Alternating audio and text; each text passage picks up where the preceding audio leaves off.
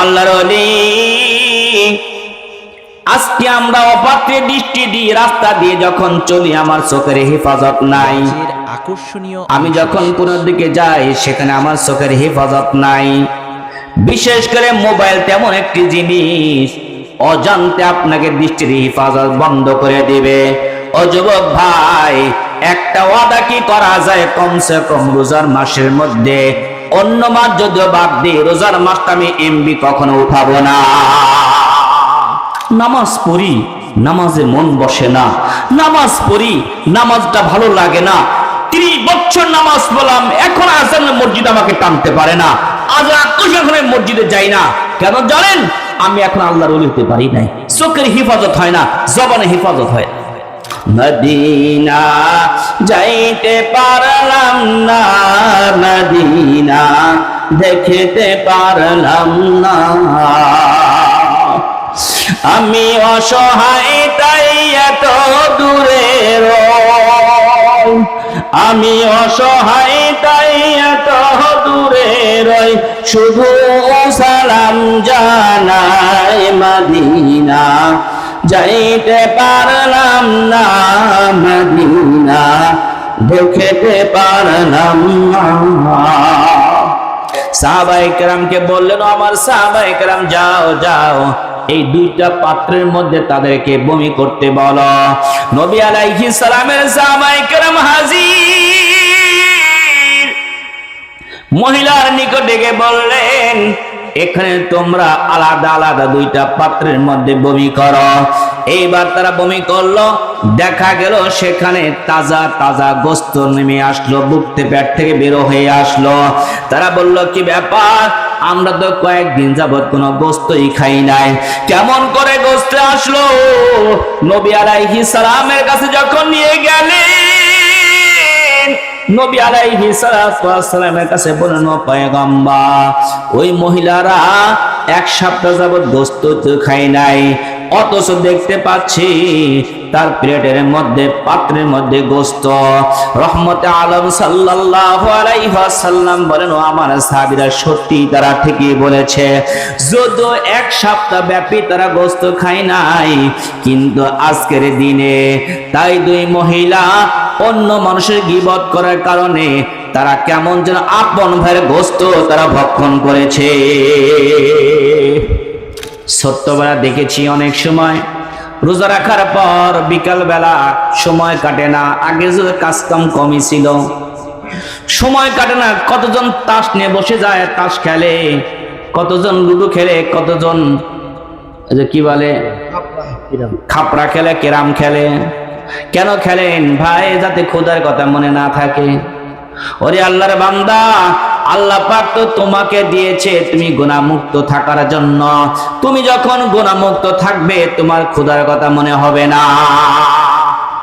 এই জন্য দেখবেন যত আল্লাহওয়ালা মানুষ আছে, পরহেজগার মানুষ, যতই রোজা রাখুক তারা রোজা দ্বারা তাদের কোনো কষ্ট হয় না। জমিনের মধ্যে যদি তুমি আল্লাহর ওলি হতে চাও, কমসে কম রোজা রাখার সঙ্গে সঙ্গে তোমার চোখের হেফাজত করো। আজকে আমরা সারাদিন না খেয়ে থাকি, পানাহার বন্ধ করে দিয়েছি, অথচ এই চক্ষু আমি বন্ধ করলাম না, অপাত্রের দৃষ্টি দিতে আমি একটু তো চিন্তা করলাম না। কিতাবের মধ্যে আছেন, এমন কি নিজের বিবির দিকেও কাম ভাব সহকারে কোন মুসলমান রোজা দেখে তাকানো যাবে না, দৃষ্টি দেওয়া যাবে না। আল্লাহর ওলি, আজকে আমরা অপাত্রে দৃষ্টি দিয়ে রাস্তা দিয়ে যখন চলি আমার চোখের হেফাজত নাই। আমি যখন কোন দিকে যাই সেখানে আমার চোখের হেফাজত নাই। বিশেষ করে মোবাইল তেমন একটি জিনিস অজান্তে আপনাকে দৃষ্টির হেফাজত বন্ধ করে দিবে। ও যুবক ভাই, একটা ওয়াদা কি করা যায় কমসে কম রোজার মাসের মধ্যে? অন্য মাস যদিও বাদ দিই, রোজার মাসটা আমি এমবি কখনো উঠাবো না। এই প্রতিজ্ঞা কি করা যায় যুবক ভাইরা? কমসে কম রোজার মাসে আমার মোবাইলে এমবি উঠবে না। আমি যে আল্লাহর ওলি হতে চাই, আমি রোজার মাসটা কমসে কম চোখের হেফাজত করব, অপাত্রে দৃষ্টি দিব না। বেগানা নারীর দিকে তাকাবো না ইনশাআল্লাহ। এই প্রতিজ্ঞা কি করতে পারি ইনশাআল্লাহ? এই প্রতিজ্ঞা করতে পারি। এই প্রতিজ্ঞা যখন কোন বান্দা করবে তার দ্বারা কখনো গুনার কাজ হবে না। সুবহানাল্লাহ। মনে রাখবেন, কমসে কম আজ থেকে ট্যাবলেট আপনাদেরকে দিলাম, 40 দিন পর্যন্ত চোখের হেফাজত করেন। 40 দিন, বেশি না। আজ থেকে হিসাব করে রাখেন, আমি বলে গেলাম 40 দিন চোখের হেফাজত করেন, ইনশাআল্লাহ আপনার ইবাদতে মন বসবে, ইবাদতে মজা আসবে। আজকেই যে ইবাদত করি, ইবাদতে মজা নাই, স্বাদ পাই না। নামাজ পড়ি, নামাজে মন বসে না। নামাজ পড়ি, নামাজটা ভালো লাগে না। 30 বছর নামাজ পড়লাম, এখন আজানের মসজিদ আমাকে টানতে পারে না। আজান মসজিদে যাই না, কেন জানেন? আমি এখন আল্লাহর ওলি হতে পারি নাই। চোখের হেফাজত হয় না, জবানে হেফাজত হয়। উনি আল্লাহর বান্দা, নবীর উম্মতের দান। এই জন্য বলি, একটু চোখের হেফাজত করেন। নবী আলাইহিস সালাতু ওয়াস সালাম বলেন, গুনার কিছু তীর আছে। শয়তানের একটি তীর হলো চোখ। এই চোখ দিয়ে শয়তান মানুষকে গুনাহ করায়। দেখবেন প্রথমে কিন্তু কেউ কার সাথে গুনাহ করে না। সর্বপ্রথম যে জিনিসটা হলো ড্রাইভারি করে, গুনার কাজের দিকে মানুষকে নিয়ে যায়, ওটাই হলো মানুষের চোখ। চোখ দিয়ে প্রথম শুরু হয় দেখা দেখি, তারপরে কথাবার্তা, তারপরে গুনার কাজে জড়ানো। কি বলেন? হয় এরকম? চোখের হেফাজত করা যাবে ইনশাআল্লাহ। 1 নাম্বার চোখের হেফাজত করা। 2 নাম্বার জবানের হেফাজত করা। বলুন তো কিসের হেফাজত? জবানের হেফাজত করা। আমার জবান দিয়ে কখনো মিথ্যা কথা বলবো না, চুগলখড়ি করব না, অন্যের দুর্নাম করব না, পরনিন্দা করব না। আমার জবান দিয়ে কখনো গালিগালাজ করব না। ও মুসলমান, জবানের মুখের ভিতরে খানা ঢোকানো বন্ধ করলাম, কিন্তু বের করা বন্ধ করি না। নবী আলাইহিস সালাতু ওয়াস সালামের জামানায় সাহাবায়ে কেরাম নবী আলাইহিস সালামের দরবারে গিয়ে হাজির। ডাক দেন, পয়গম্বর, অমুক এলাকার মধ্যে 2টা মহিলা রোজা থাকার কারণে কাতর হয়ে পড়েছে। হুজুর, একটু অনুমতি দেন, তারা যেন ইফতার করে নেয়, তারা যেন খানা খায়, তারা হয়তো দুনিয়াতে বিদায় নিয়ে যাবে। নবী আলাইহিস সালাতু ওয়াস সালাম বলেন, না না, রোজা থাকলে তার তো কোনো কষ্ট হওয়ার কথা না, রোজা দ্বারা মানুষের কষ্ট হয় না। রহমতে আলম সাল্লাল্লাহু আলাইহি ওয়াসাল্লাম ওই মহিলার কাছে 2টা পাত্র পাঠিয়ে দিলেন। সাহাবায়ে কেরামকে বললেন, আমার সাহাবায়ে কেরাম, যাও যাও, এই 2টা পাত্রের মধ্যে তাদেরকে বমি করতে বলো। নবী আলাইহিস সালামের সাহাবায়ে কেরাম হাজির। মহিলার নিকটে গিয়ে বললেন, এখানে তোমরা আলাদা আলাদা 2টা পাত্রের মধ্যে বমি করো। এইবার তারা বমি করলো। দেখা গেল সেখানে তাজা তাজা গোস্ত নেমে আসলো, বুকতে পেট থেকে বের হয়ে আসলো। তারা বলল, কি ব্যাপার? আমরা তো কয়েকদিন যাবত কোনো গোস্তই খাই নাই, কেমন করে গোস্ত আসলো? নবী আলাইহিস সালামের কাছে যখন নিয়ে গেলেন, নবী আলাইহিস সালামের কাছে বললেন, পয়গম্বর, ওই মহিলারা 1 সপ্তাহ যাবত গোস্ত খায় নাই, অথচ দেখতে পাচ্ছি তার প্লেটের মধ্যে, পাত্রের মধ্যে গোস্ত। রহমতে আলম সাল্লাল্লাহু আলাইহি ওয়াসাল্লাম বলেন, ও আমার সাহাবীরা, সত্যি তারা ঠিকই বলেছে। যদিও 1 সপ্তাহ ব্যাপী তারা গোস্ত খায় নাই, কিন্তু আজকের দিনে তাই 2 মহিলা অন্য মানুষের গীবত করার কারণে তারা কেমন যেন আপন ভাইয়ের গোস্ত তারা ভক্ষণ করেছে। এই জন্য তাদের এই হালাত। যখন কোন মানুষ রোজা থেকে গুনাহ করবে, তার কষ্ট বেড়ে যাবে। যখন মানুষ রোজা থেকে গুনাহ ছেড়ে দিবে, 1 দিন না 2 দিন না, 100 বছর যদি রোজা রাখে আর গুনাহ না করে, তার কখনো কোনো কষ্ট হবে না। এই জমির মধ্যে এখনো বেঁচে আছেন, ধুলির চর মাদ্রাসার মহতামিম আব্দুল আজিজ রহমত দামাত বারাকাতুল্লাহ আলিয়া, ওনার পীর হলো বর্তমান মাহমুদুল হাসান যাত্রাবাড়ির শায়েখ। একদিন যে কোনো কারণে আব্দুল আজিজ দামাত বারাকাতুল্লাহ আলিয়া তিনি বাড়িতে খানা বন্ধ করে দিলেন। প্রত্যেকদিন সকালবেলা সন্ধ্যার সময় মাত্র 2টা খেজুর দিয়ে ইফতার করে আর সামান্য সেহরি করে, সারাদিন আর কিছু খায় না। যখন খবরটি কোনো মতে খানা খাওয়ানো সম্ভব হচ্ছে না, ছেলে বলে খানা খায় না, আত্মীয়স্বজন বলে খানা খায় না, এই খবর শায়েখের কাছে পৌঁছে গেল। শায়েখ তাকে বলল, তুমি তাড়াতাড়ি খানা খাও, আমার নির্দেশ। এইবার যখন খানা খাইল, খানা খাওয়ার আগে তিনার কাছে ডাক্তার পাঠানো হলো চেক আপ করার জন্য। চেক আপ করার পর ডাক্তার রিপোর্ট দিল, হুজুর এই লোকটার মধ্যে সামান্যতম রোজার কারণে শারীরিক কোনো সমস্যা হয় না। 14 দিন লাগাতার রোজা ছিল, সন্ধ্যার সময় 2টা খেজুর, রাত্রে 2টা খেজুর। 14 দিন রোজা রাখার পরে তার শারীরিক কোনো সমস্যা হয় নাই। কারণ কি? ওনার চোখ, জবান, কান দিয়ে কোনো গুনাহ হয়নি। ওরে আল্লাহর ওলি, একটু চিন্তা করো, এই জমিনের মধ্যে আল্লাহ পাক আমাকে কেন পাঠাইলেন?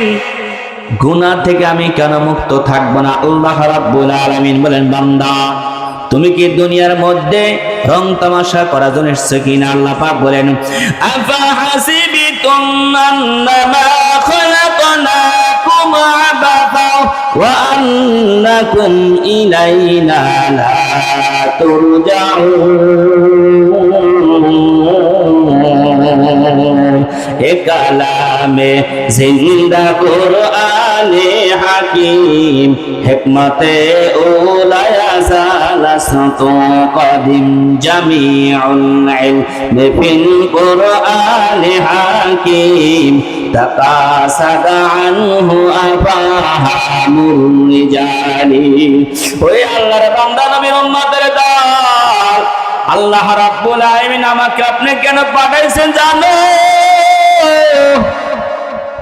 আল্লাহ পাক আমাকে আপনি পাঠাইছেন জমিনের মধ্যে রং তামাশা করার জন্য নয়। আল্লাহ পাক প্রশ্ন করেন, তোমরা কি মনে করেছো আমার কাছে ফিরে আসতে হবে? না না বান্দা, তোমরা আবার সবাই আমার কাছে ফিরে আসবে। আমি তোমাদের খবর নেব, তোমাদের হিসাব করব, তোমাদের আমল সম্পর্কে জানব। আমি আল্লাহ তোমাদেরকে বিপদ দিব, আমি আল্লাহ তোমাদেরকে বিপদ থেকে মুক্ত করব। আমি আল্লাহ পাকের কাছে বান্দা তুমি চাবে, আমি আল্লাহ তোমার সব প্রয়োজন আমি আল্লাহ মিটিয়ে দিব। এখন আমার কি করতে হবে? আমাকে কেন আল্লাহ পাক পাঠাইলেন? রং তামাশা তো আল্লাহ পাক পাঠান নাই, কেন পাঠাইলেন? আল্লাহ পাক নিজেই বলেন, ওয়ামা খালাকাতুল জিন্না ওয়াল ইনসা ইল্লা লিয়াবুদুন। মা খালাকাতুল জিন্না ওয়াল ইনসা বাখা মিসলে মাকসুদ জুজ ইবাদাত আজজাহা। আল্লাহ রাব্বুল আলামিনের বান্দা, আমি তোমাকে একমাত্র আমার ইবাদতের জন্য পাঠাইলাম রে আল্লাহর বান্দা। একটু চিন্তা করে দেখো, এই জন্য আল্লাহর হুকুম যদি আমার মানতে হয়, আমার গুনাহমুক্ত জীবন অবশ্যই করতে হবে। কি করতে হবে? গুনাহমুক্ত জীবন করতে হবে। 2 নাম্বার কি বললাম? জবানের হিফাজত করা। জবানের কি করা? হিফাজত করা। এই জবান দিয়ে কি একটু বলতে পারি আর জীবনে কখনো মিথ্যা কথা বলবো না? পারবো তো ইনশাআল্লাহ। মুসলমানের ইমানের তো পাওয়ার এইরকম। সুজানগর হাটে গেলাম 1 মণ পেঁয়াজ নিয়ে, আসলে 2000 টাকা দামে বলতেছেন। এক ব্যাপারী এসে বললো যে ভাই কত? 1900 টাকা দিব। না রে ভাই, 2100 দাম এমনি বল। ঠিক আছে 2100 নেন। এরকম গৃহস্থ মনে হয় এলাকায় নাই, না থাকাটা স্বাভাবিক। আমি আপনাদের জিজ্ঞাসা করি, কয়েক টাকার জন্য মিথ্যা কথা বলছেন? কেজিতে কত পড়ে? 2.5 টাকা। 2.5 টাকা। 2.5 টাকা দূরের কথা, 50 টাকার জন্যই কতজন কি বলেন, তাই না? 20 টাকার জন্য মিথ্যা কথা বলে আমার চোখে দেখা। আপনাদের দেশে আমার দেশে বলতেছি 20 টাকার জন্য স্লিপ করছে, আরে ভাই এত বেশি বলতেছে, আর 20 টাকা বাড়াই দিতে। তাহলে ইমানটাকে কোথায় বিক্রি করলাম? 20 টাকার 20 টাকার কাছে। কেজিতে কত পড়ে? 8 আনা। আর হুজুর মধ্যে মাংনাই দেয়, অন্য জায়গায় 10 টাকা বেশি, আপনি 8 টাকায় দেন, বেশে 5 টাকা। আমার তো নিজে দেখা। একদম জিজ্ঞাসা, ভাই আপনি আমার চিনেন? চিনি না, হুজুর মানুষ আপনি। পরে দেখলাম যে আমার যে দামে তার কম দামে বিক্রি করতেছে। এই তো দুনিয়া এখন। 7 5 14 12 টাকায় দেন। 7 5 কত হয়? 12। 7 5 14 12 টাকায় দেন। এমন হয়েছে অবস্থা আমাদের। এর জন্য জবানটাকে ঠিক করতে পারবো ইনশাআল্লাহ।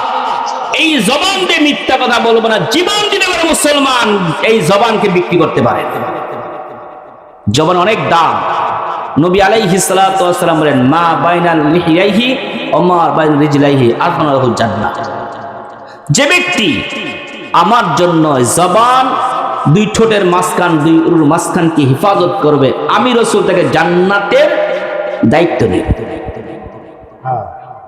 কিন্তু ঠোঁটটা আমাদের ঠিক থাকে না। ঠোঁটে অনেক ভেজাল।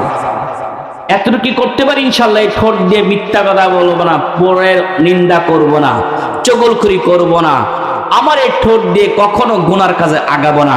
এই নিয়ত কি করতে পারি ইনশাআল্লাহ। আল্লাহর ওলি যদি চান, জবান অবশ্যই হেফাজত করতে হবে। ওলি হলে কি লাভ বলছি না? আর অনেক আছে। আপনাদের তো এখানে বাইখোলা হুজুর নামে একজন আল্লাহর ওলি ছিলেন, শুনছি বাইখোলা, ওনা অনেক কেরামতে শুনছি আমি।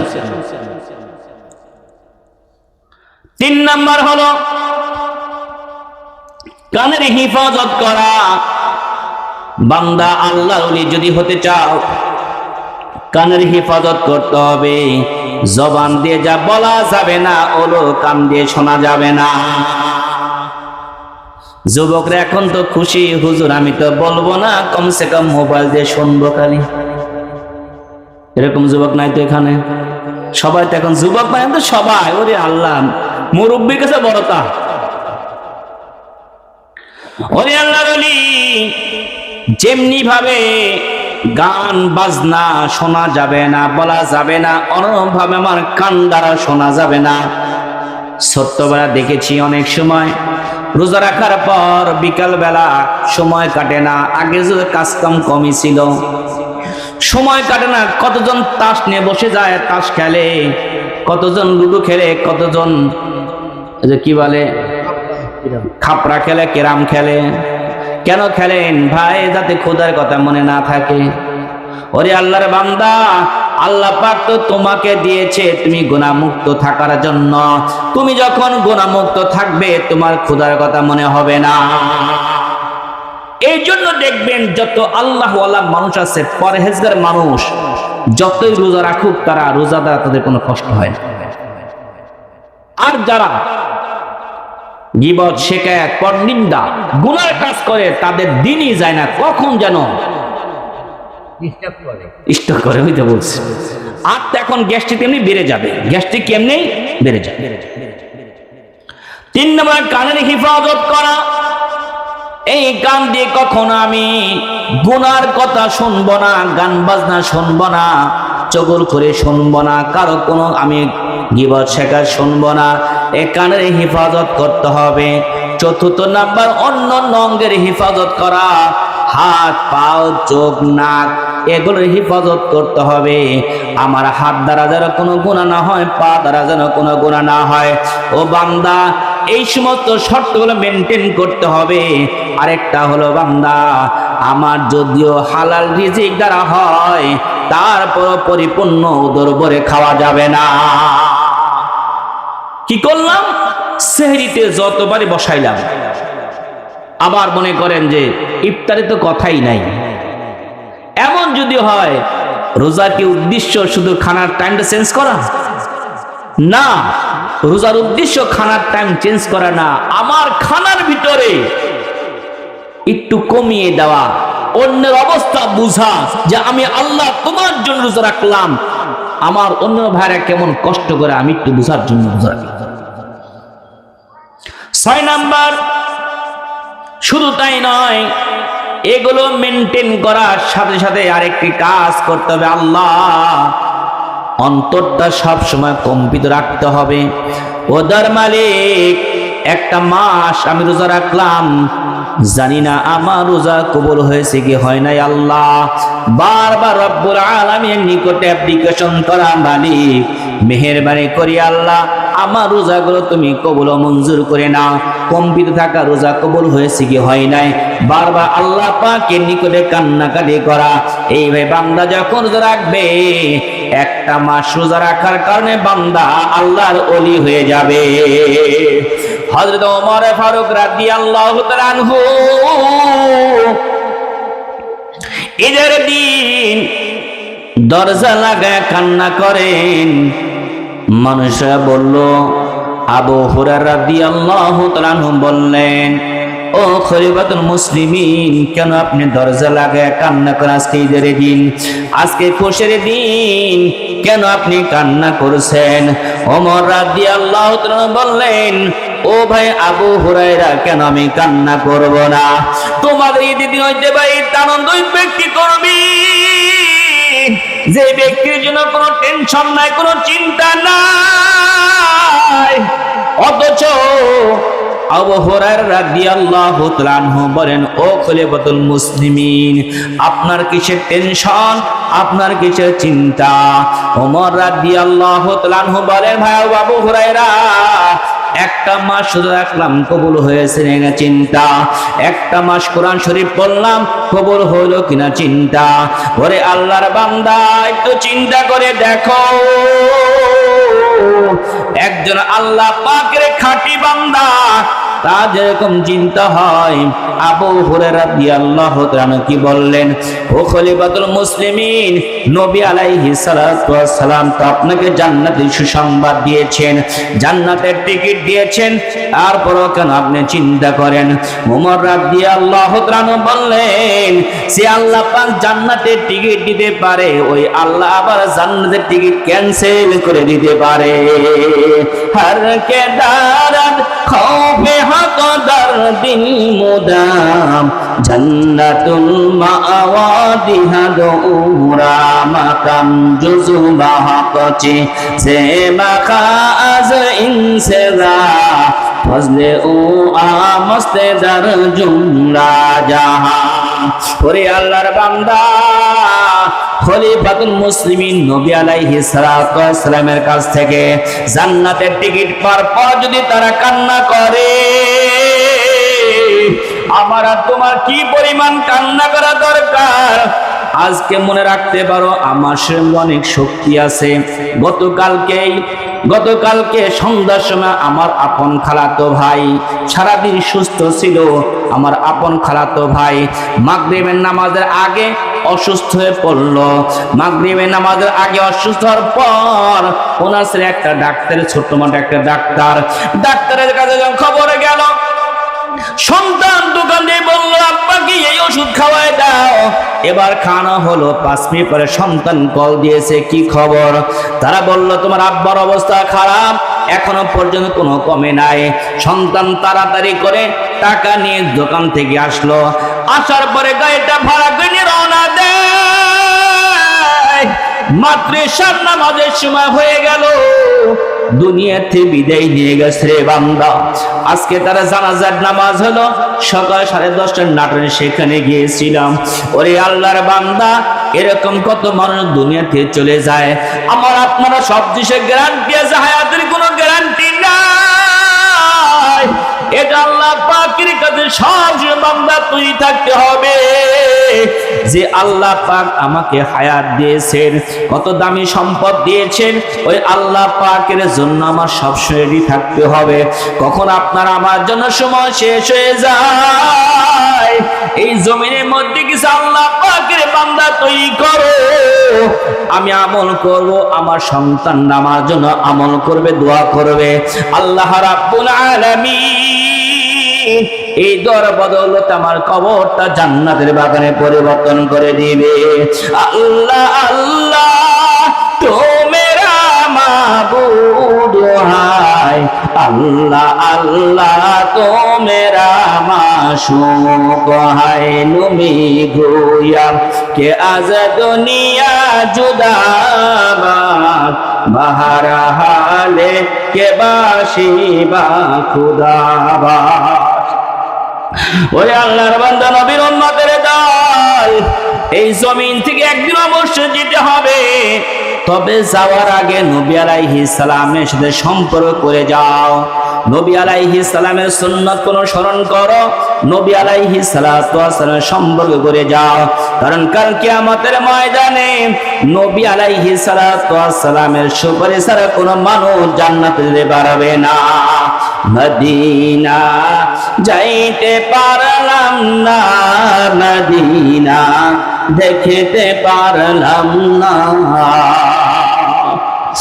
আমি অসহায় তাই এত দূরে রই, আমি অসহায় তাই এত দূরে রই, শুধু সালাম জানাই মদিনা যাইতে পারলাম না, মদিনা দেখতে পারলাম না। মদিনা নাম যে কত মধু,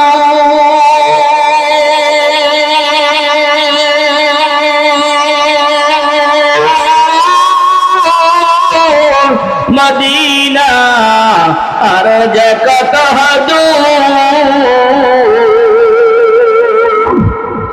মদিনা নাম যে কত মধু,